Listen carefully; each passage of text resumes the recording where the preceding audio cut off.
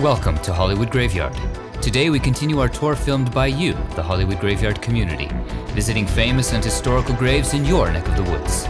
Together we'll cross the country and the oceans to pay our respects to legends around the globe, like Aretha Franklin, Johnny Cash, Elvis, and many more. My friends, the time is yours.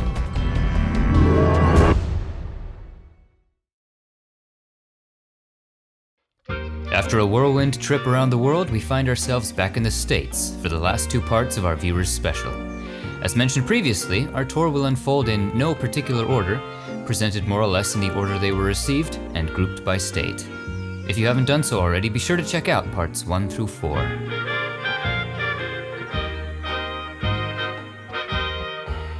We begin today in Detroit, Michigan. This is Woodlawn Cemetery, founded in 1895 and home to many of Detroit's greats. We're inside the Woodlawn Mausoleum. And if we head down to the lower level, we find the Queen of Soul, Aretha Franklin. The legendary singer who began performing gospel in her church as a child would grow to become the most charted female artist in history, selling more than 75 million albums worldwide and winning 18 Grammys. She's remembered for hits like You Make Me Feel Like a Natural Woman and her signature song, Respect. R-E-S-P-C-T, find out what it means to me. The song would become an anthem for both civil rights and women's rights in the 60s. In 1987, she became the first woman inducted into the Rock and Roll Hall of Fame, and years later would be ranked by Rolling Stone as the greatest singer of all time. Aretha died in 2018 from a pancreatic tumor. She was 76. On December 1st, 1955, in Montgomery, Alabama, a black woman rejected a bus driver's order to give up her seat for a white passenger and move to the colored section of the bus. That simple act of defiance would help spark the civil rights movement in the years that followed. That woman was Rosa Parks, an icon of the resistance to racial segregation, known as the mother of the modern-day civil rights movement. She rests here in the Rosa Parks Memorial Mausoleum.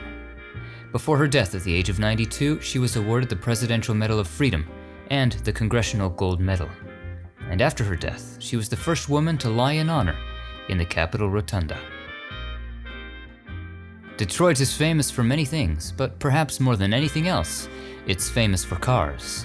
At Ford Cemetery, we find the namesake of the cars many of you drive, Henry Ford. He was the founder of the Ford Motor Company in 1903. Which revolutionized production with the advancements of the moving assembly line technique of mass production. The Ford Model T, introduced in 1908, would become the first affordable, mass-produced automobile, marketed to the middle class. If you love both Cars and Back to the Future movies, this next stop will interest you. At Whitechapel Memorial Park, we find the grave of John DeLorean. He worked for General Motors, managing the development of vehicles there. While still the youngest division head at GM, he broke away to start his own company, DeLorean Motor Company, in 1973. His most famous product? The DMC DeLorean, a sports car featuring those distinctive gull-wing doors. The car would become iconic for its appearance as the time machine in Back to the Future.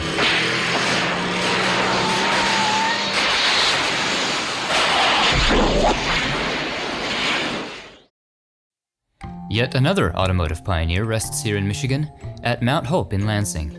Inside this private mausoleum rests R.E. Olds, the Olds in Oldsmobile. He is said to have built his first steam car in 1887 and his first gasoline-powered car in 1896. The basic concept of the assembly line that Ford would perfect was actually credited to Olds when he created the first mass-produced automobile, the Oldsmobile Curved Dash in 1901, several years before the Ford Model T. There's another cemetery called Mount Hope in Peru, Indiana. One of America's great songwriters rests here, Cole Porter. In the 20s through the 40s, he was one of the major talents writing songs for Broadway musicals and musical films. And unlike many other songwriters we've profiled, Porter wrote both the music and the lyrics for his songs, like the hit Anything Goes from the musical of the same name. But now God knows anything goes. His most successful musical would come in 1948, Kiss Me Kate, which won a Tony for Best Musical. He would also compose songs and scores for films, earning him 4 Oscar nominations, including for his hit song I've Got You Under My Skin for the 1936 film Born to Dance. He died from kidney failure at the age of 73.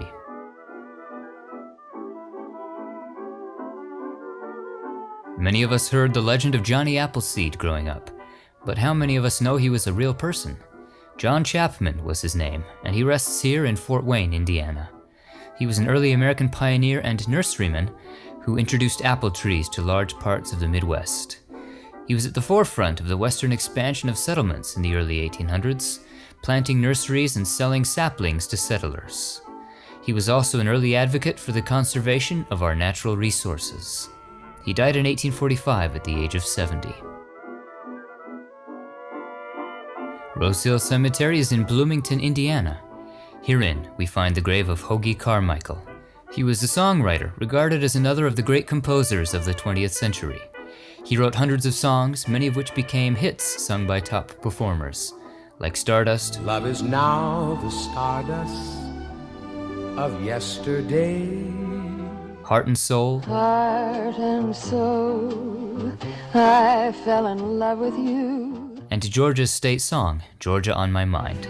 Keeps Georgia on my mind. He won an Oscar for his song, In the Cool, Cool, Cool of the Evening.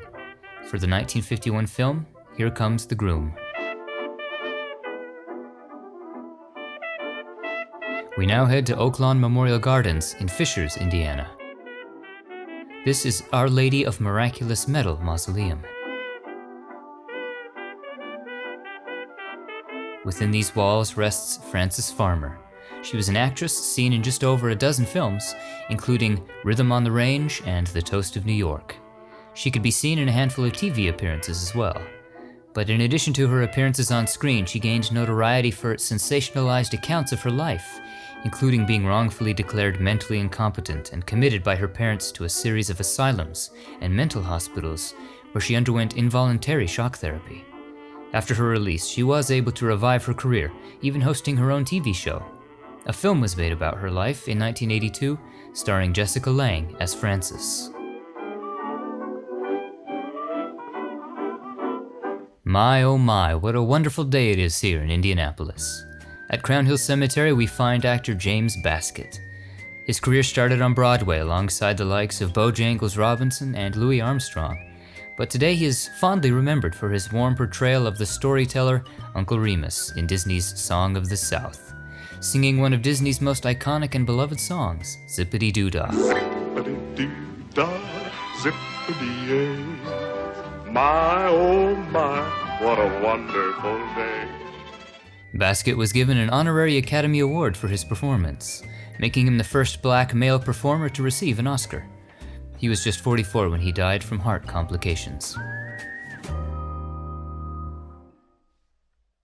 In Shelbyville, Indiana is Forest Hill Cemetery. Here is the final resting place of the world's tallest woman, Sandy Allen. She stood 7 feet 7 inches tall and was featured in the Guinness Book of World Records. She appeared in the Academy Award-winning film Fellini's Casanova in 1976, and also a made-for-TV movie called Sideshow as Goliatha. Also here are Tarzan and Jane, in a manner of speaking. James Pierce was the 4th actor to play Tarzan, and was personally chosen by Tarzan creator Edgar Rice Burroughs. Pierce appeared as Tarzan on film from 1928 to 1951, and also voiced the character on a national radio program. He would even marry Edgar Rice Burroughs' daughter, Joan Burroughs. Joan performed alongside her husband on the Tarzan radio program as the voice of Jane. Their headstones read Tarzan and Jane. Let's head now to Dayton Cemetery in Dayton, Indiana. Heading to the north end of the cemetery, we find the final resting place of Shannon Hoon. Beginning in 1990, he was the lead singer for the band Blind Melon, known for their biggest hit, No Rain. I like watching the puddles gather rain. Hoon died in 1995 from a cocaine overdose at the age of 28. Do you love clowns? Well then, let's head to Rest Haven in Lafayette to find a legendary one. Here lies Emmett Kelly, a world-famous circus clown in the 30s and 40s, best remembered for his sad-faced, Weary Willie hobo clown. He was a major attraction at Ringling Brothers' Barnum and Bailey Circus, and even appeared as himself in Cecil B. DeMille's The Greatest Show on Earth. Kelly's clown persona has since become one of the most iconic. He was even used as the inspiration for the mask Heath Ledger's Joker wears at the beginning of The Dark Knight. Hilldale Cemetery is in Martinsville, Indiana. This is where we find the grave of Bobby Helms. He was a country and early rock musician whose hits include Fraulein, My Special Angel, and his signature tune mentioned right here on his gravestone, Jingle Bell Rock. Jingle bell, jingle bell, jingle bell rock. Jingle bells swing and jingle bells ring. Bobby died from emphysema at the age of 63. Leaving Indiana, we're now in Washington, D.C. This is Rock Creek Cemetery, originally established in 1719 as the churchyard of St. Paul's Episcopal Church. One of the best-known monuments here is an enigmatic, androgynous bronze sculpture marking the final resting place of socialite Clover Adams and her husband, Henry B. Adams. A descendant of the Adams political family, Henry Adams wrote a 9-volume work, History of the United States during the administration of Thomas Jefferson and James Madison. His posthumously released memoir, The Education of Henry Adams, won the Pulitzer Prize. After his wife's suicide by cyanide poisoning, Adams commissioned this statue as a monument. If you saw part 2 of our viewers special, you'll recall our visit to television pioneer Philo T. Farnsworth. Here we find another man who helped put televisions in our living rooms, Charles Jenkins. While Farnsworth worked to develop the all-electric television system, Jenkins worked on mechanical technologies of television. In 1928, his company formed the first television broadcasting station in the US. Before television, he innovated motion pictures, inventing the Vitascope motion picture projector used by Thomas Edison. Let's continue to make our way through the cemetery to the north. Here is the final resting place of character actor Robert Prosky, seen in a wide range of stage, film, and TV productions over the decades. He played Sergeant Jablonski in Hill Street Blues, and can also be seen in Stephen King's Christine and in Mrs. Doubtfire. He died from complications of heart surgery at 77. Our last stop here at Rock Creek is in Section 17. This is the final resting place of Upton Sinclair, a popular writer in the first half of the 20th century. He wrote close to 100 books and won the Pulitzer Prize for fiction in 1943. His work includes the 1905 novel The Jungle and the 1927 novel Oil, which was adapted into a film as There Will Be Blood. Sinclair lived to be 90. We're back in Texas now, this time Oakwood Cemetery in Fort Worth.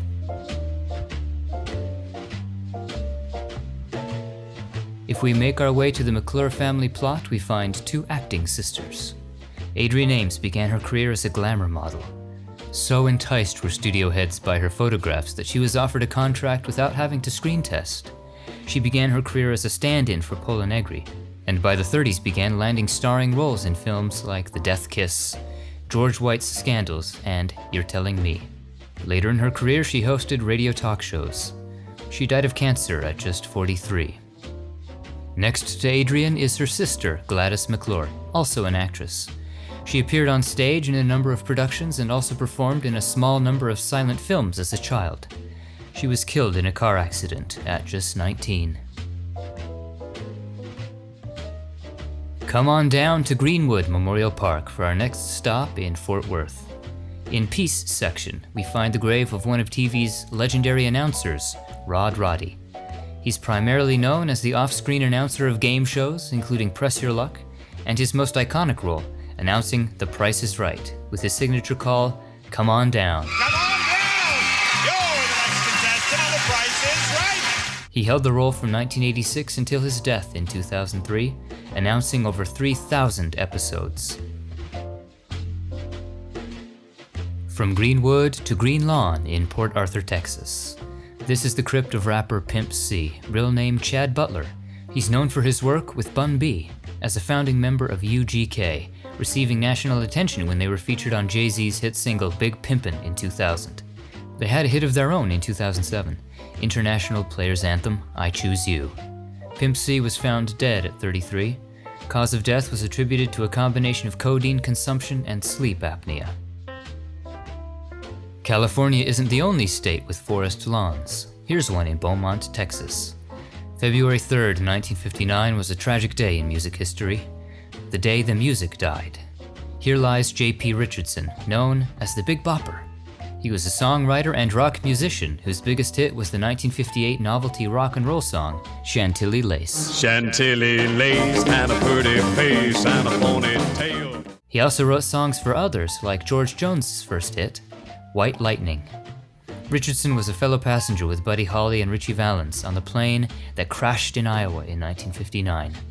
All three were killed, and the tragic event became known as the day the music died, as coined by Don McLean in the song American Pie.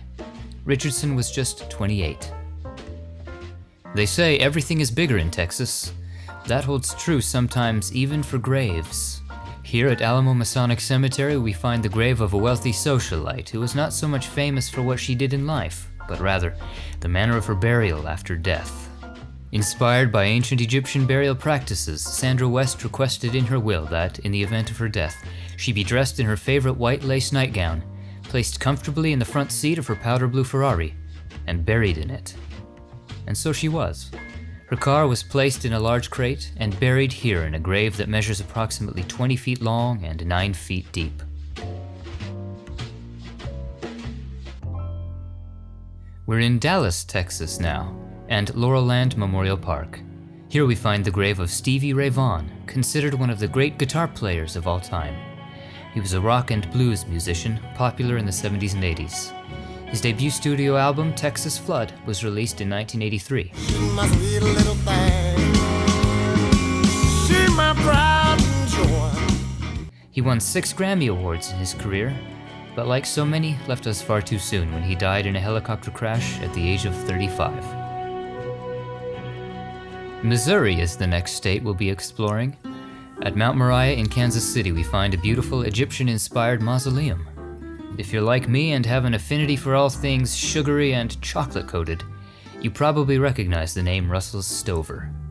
His first foray into sweet confections was the co-creation of the Eskimo pie in 1922. He sold his Eskimo pie shares to form, with his wife Clara, Russell Stover Candies, which packaged and sold assorted boxed chocolates. Ad astra per aspera, to the stars through tribulation. Seems like a fitting mantra for Hollywood Graveyard. Also here in Kansas City is Calvary Cemetery. Jean Eagles was an actress who began her career as a Ziegfeld girl and rose to fame on Broadway. On film, she appeared opposite John Gilbert in the 1927 silent film, Man, Woman, and Sin. She went on to make 2 talkies, The Letter and Jealousy, both in 1929. But at the height of her career, she died at the age of 39 of a drug overdose. Her Academy Award nomination for The Letter would make her the first to ever receive a posthumous nomination. Over now to Block 7, we find the final resting place of Kate Spade. She was a fashion designer known for her brands Kate Spade New York and Frances Valentine. She specialized in designing handbags, which would become immensely popular, a symbol of New York City in the 90s. In June 2018, Kate took her own life at the age of 55. She was the aunt of actress Rachel Brosnahan. Our next stop in Kansas City is Mount Moriah. Here we find one of TV's most legendary journalists, Walter Cronkite. He was America's first great news anchorman, who set the standard for delivering the news accurately, fairly, and without spin. Because of this, he was known affectionately as Uncle Walter, the most trusted man in America.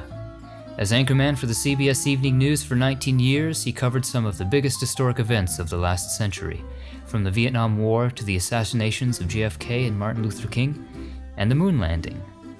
There will never be another like Walter Cronkite, and that's the way it is. To St. Louis now and Bellerive Heritage Gardens. In this family mausoleum, we find a pioneer of rock and roll, Chuck Berry. In the 1950s, Berry would refine and develop rhythm and blues into the major elements that made rock and roll distinctive, including guitar solos. His songs represent some of the earliest examples of rock and roll, like Maybelline, Roll Over Beethoven, and Johnny Be Good. But he could play a guitar just like a ringing a bell. Go, go! Go, Johnny, go, go! The song, and an allusion to Chuck Berry himself, were featured in Back to the Future. His music would influence everyone from Elvis to the Beatles. He was one of the very first to be inducted into the Rock and Roll Hall of Fame, and lived to be 90. Another Calvary cemetery, this one here in St. Louis. If we head into the mausoleum and make our way to Our Lady of Mercy corridor, we find the crypt of one of the Munchkins, Mickey Carroll. He was an actor who played a Munchkin on The Wizard of Oz, and at the time of his death was one of the last surviving members of the cast. He left show business shortly thereafter and returned to Missouri to run the family business, which, believe it or not, made cemetery monuments. Fittingly, his company would design the monument for L. Frank Baum's niece, Dorothy Gage, who was the namesake of the Dorothy character in The Wizard of Oz. Back out to the grounds of Calvary, to section 15A, we find the grave of Tennessee Williams. He was one of America's great playwrights. He shot to fame with the success of his play, The Glass Menagerie, in 1944. This was the first in a string of successes, which would include A Streetcar Named Desire, Cat on a Hot Tin Roof, and Sweet Bird of Youth.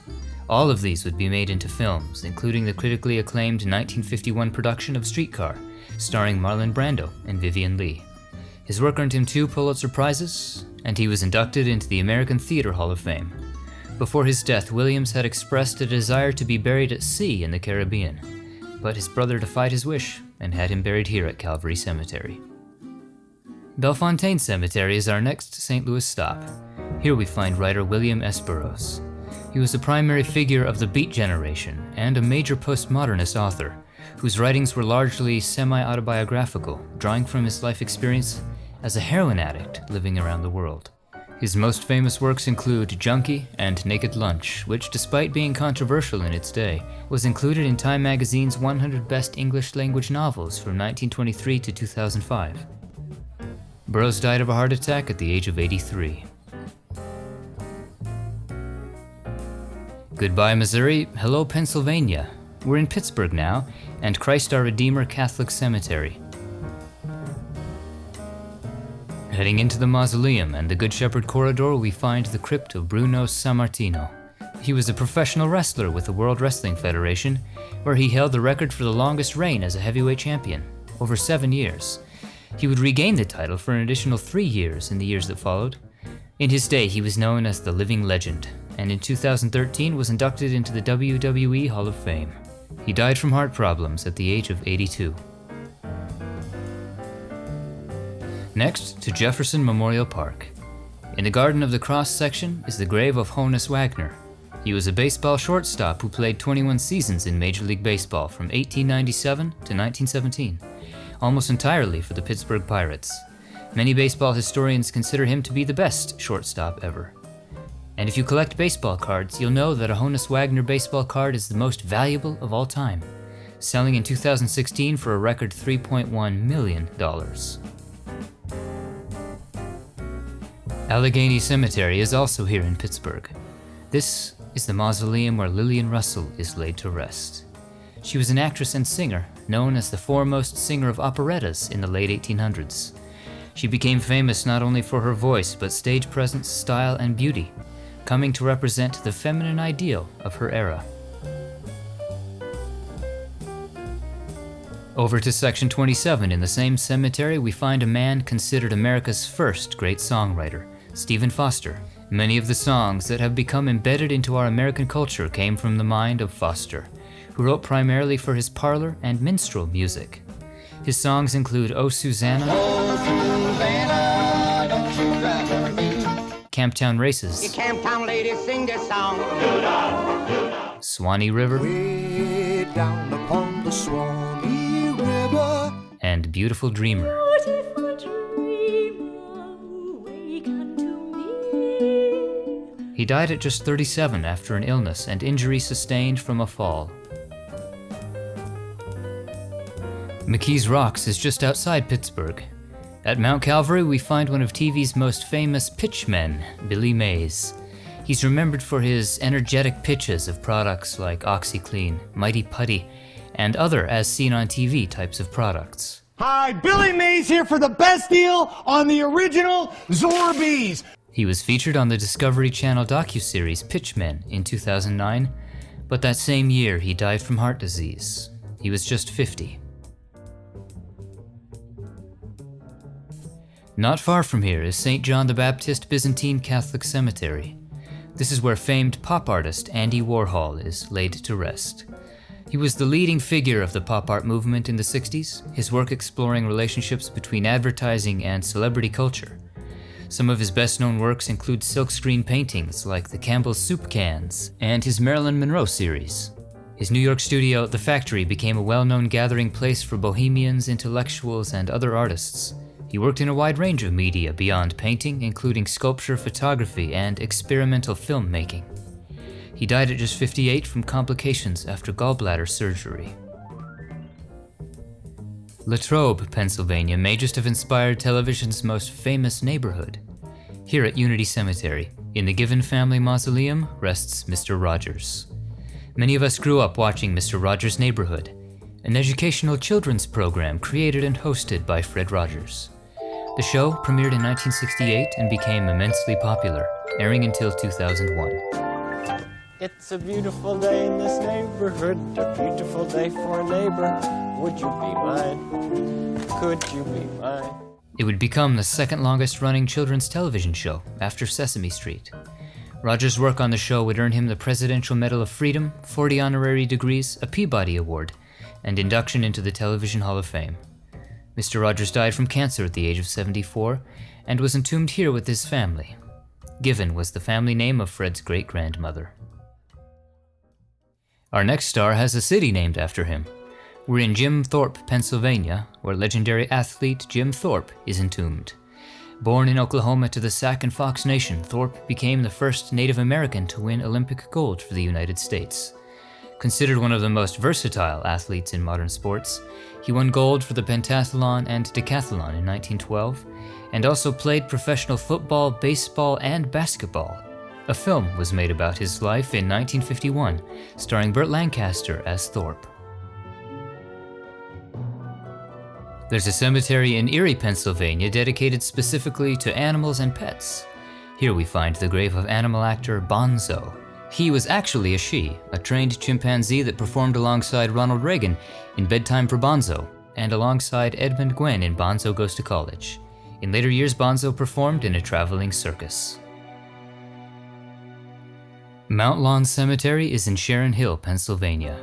Here is the grave of singer Tammy Terrell.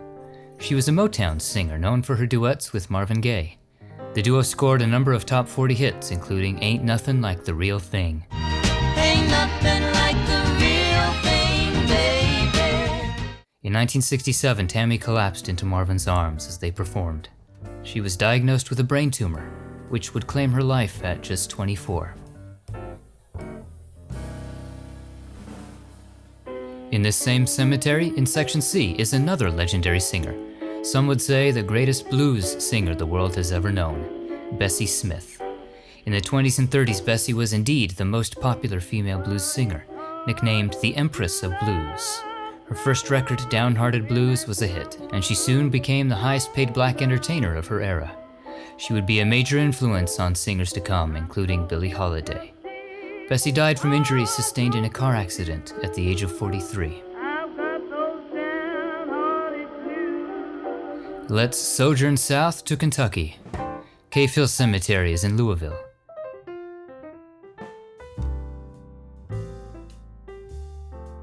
Making our way over to Section U, we find the grave of the greatest, Muhammad Ali. Born Cassius Clay, Ali is generally considered the greatest heavyweight boxer in the history of the sport. In 1960, he won gold at the Summer Olympics and turned professional a year later. He won the heavyweight championship from Sonny Liston in a major upset at the age of 22. Sports Illustrated would eventually name him the Sportsman of the Century. Outside the ring, Ali was vocal in activism, unafraid to speak out against racial injustice and oppose war. Later in life, Ali was diagnosed with Parkinson's and died at the age of 74. In 2001, Ali was portrayed in film by Will Smith in an Oscar-nominated performance.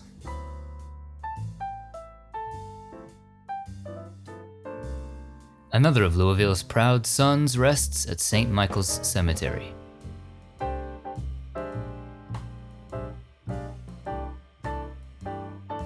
Victor Mature was one of Hollywood's tall, dark, and handsome leading men of the 40s. He could often be seen in historic and biblical epics like 1 Million BC alongside Carroll Landis, and as the title character in Samson and Delilah alongside Hedy Lamarr. He made musicals as well, opposite stars like Rita Hayworth and Betty Grable. He died from cancer at the age of 86.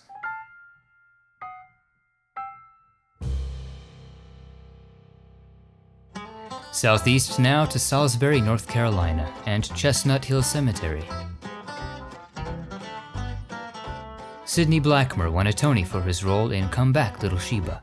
On film, he's remembered for playing Theodore Roosevelt in 7 films, and also for his role as Roman Cassavet in Rosemary's Baby.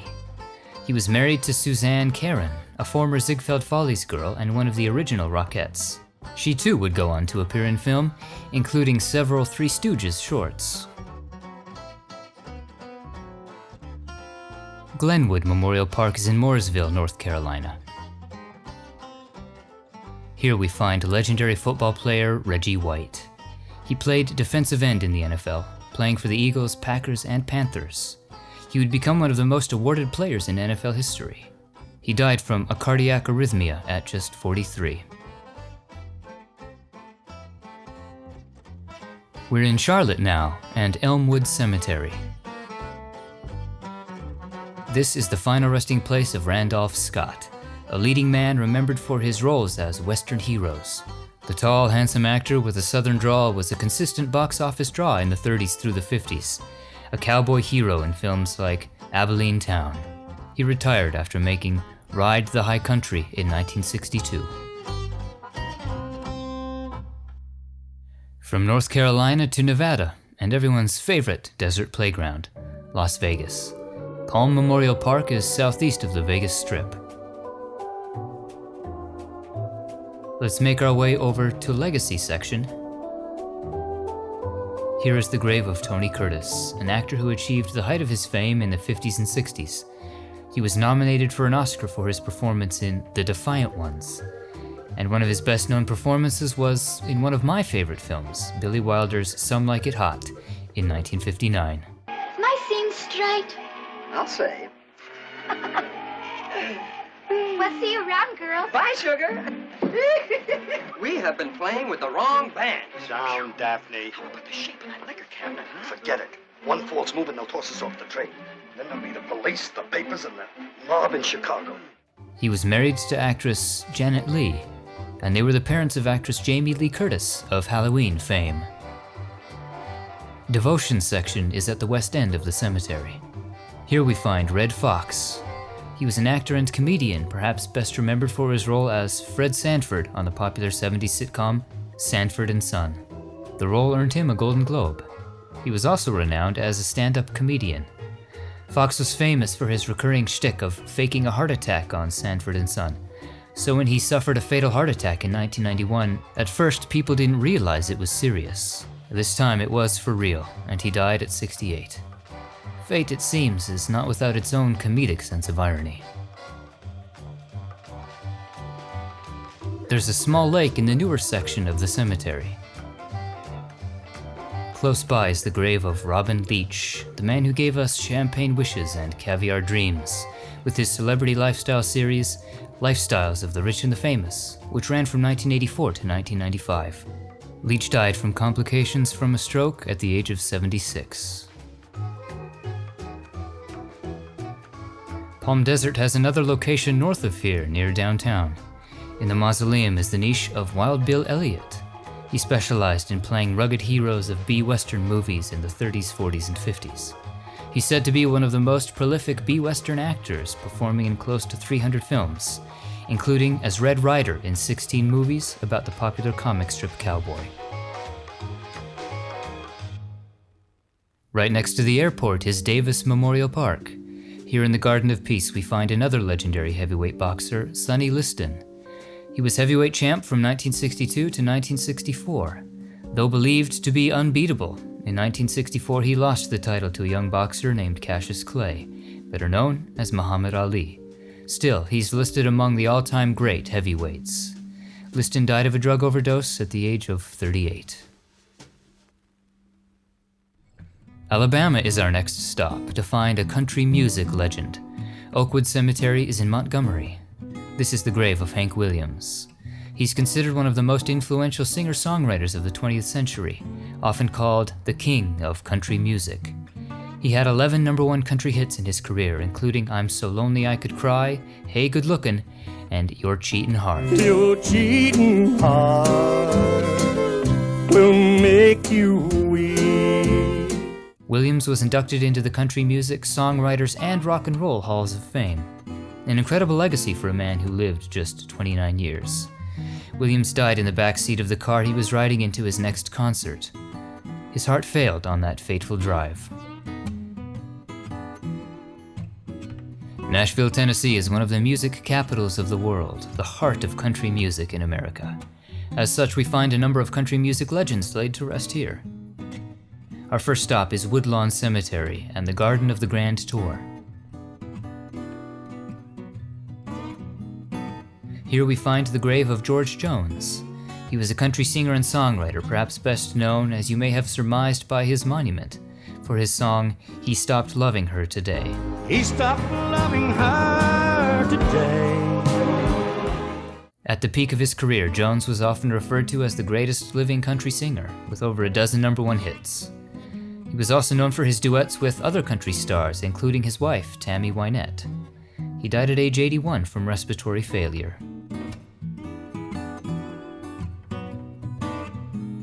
Let's make our way into the mausoleum here at Woodlawn. In these quiet halls, the voices of dozens of country music legends all mingle together through the eternities. Let's visit a few of them. Tammy Wynette was often referred to as the First Lady of country music. Her signature song is one of the best-selling hit singles in country music, Stand By Your Man, released in 1968. Stand by your man. As mentioned earlier, she also had a string of successful duets with her husband, George Jones. In the 70s and 80s, she charted 20 #1 songs and would eventually be inducted into the Country Music Hall of Fame. Her death at age 55 was from heart failure brought on by a chronic blood clotting condition. Just behind Tammy in the adjacent corridor is Lynn Anderson, who was also a popular country music singer beginning in the late 60s. She's best known for her crossover hit Rose Garden, released in 1970. I beg your pardon. I never promised you a rose garden. Her regular appearances on television made her one of country music's biggest superstars of the 70s. Lynn would continue to record and perform until her death at age 67 from a heart attack. Lynn is entombed next to her mother, Liz Anderson, who was not only a country music performer herself, but also a songwriter, writing not just her own songs, but many of the early hits for her daughter, Lynn. She would pen hundreds of songs performed by other greats from Merle Haggard to Conway Twitty. Nearby is the unmistakable crypt of Little Jimmy Dickens. He was a country music performer, known for his humorous novelty songs, his small size, and rhinestone-covered outfits. He started as a member of the Grand Ole Opry in 1948 and was inducted into the Country Music Hall of Fame in 1983. Country lost a beloved institution when Jimmy Dickens died in 2015 at the age of 94. The church bells are pealing for those who rest here at Harpeth Hills Memorial Gardens, southwest of Nashville.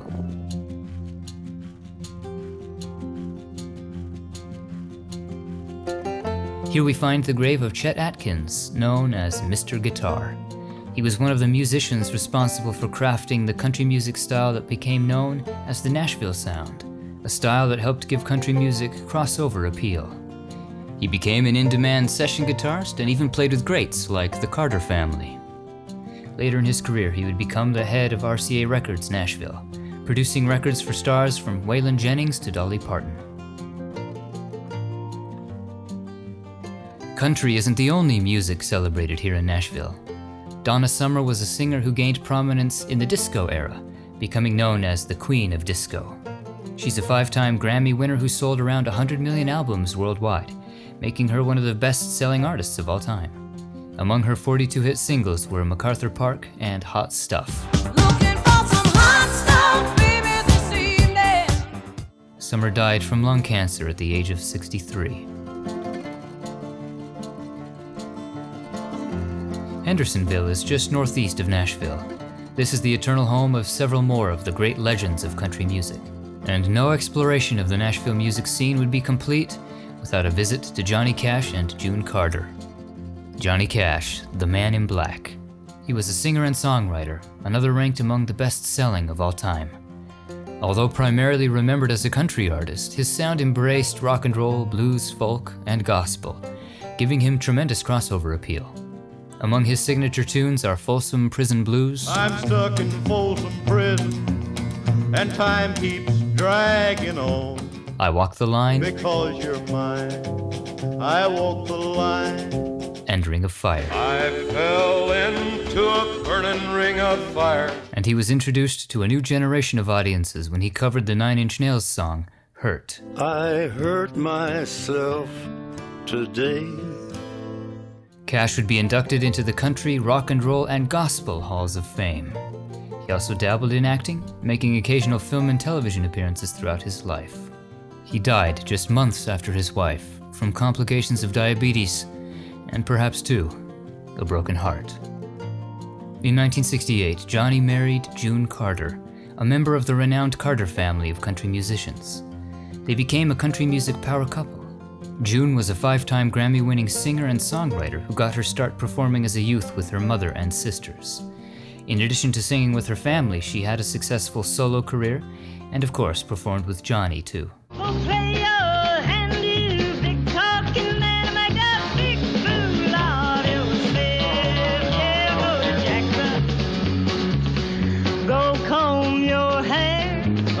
Snowball, Jack. June acted as well, appearing in a handful of film and TV shows.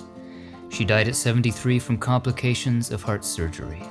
The lives of Johnny and June were explored in the 2005 film Walk the Line, which won Reese Witherspoon an Oscar for her portrayal of June.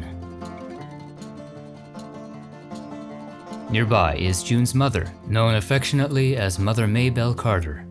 She was the matriarch of a dynasty of country musicians, including her daughters Helen, June, and Anita. Along with A.P. Carter and Sarah Carter, Maybelle formed the group The Carter Family in the 1920s. They're considered the first family of country music, the first country music stars. They had a major impact on modern country and bluegrass, recording many songs that would become standards, like Keep on the Sunny Side. Keep on the sunny side, always on the sunny side. Keep on the sunny side of life. As mentioned, in later years, Maybelle would perform with her daughters, and continued to make music until her death in 1978. Franklin, Tennessee is south of Nashville. We're at Mount Hope Cemetery. Here is the grave of Minnie Pearl. She was a country comedian who appeared at the Grand Ole Opry for more than 50 years. Her comedy was gentle satire of rural Southern culture. I was walking through Central Park, and there was a fella jumped out from behind a bush and started just sparking and courting me. Just right on the spot. You mean he attacked you? Yes. You just imagine being attacked twice in the same night. You were attacked twice? Well, I had to walk back the same way. She also appeared on the TV show Hee Haw in over 100 episodes. Greenwood Cemetery is in Knoxville, Tennessee. One of country and bluegrass music's great mandolinists rests here, Red Rector. He was known for his fast playing style, performing with groups including Charlie Monroe and the Kentucky Partners. He was also a session musician, appearing in recordings in the 50s and 60s.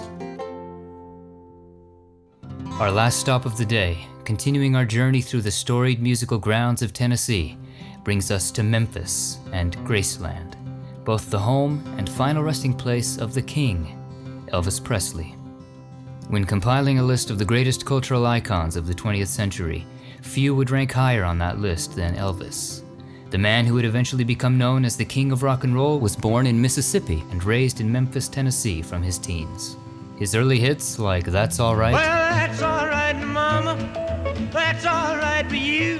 and Heartbreak Hotel, Well, it's down at the end of Lonely Street, that Heartbreak Hotel. were touchstones of the nascent rockabilly and rock and roll musical genres.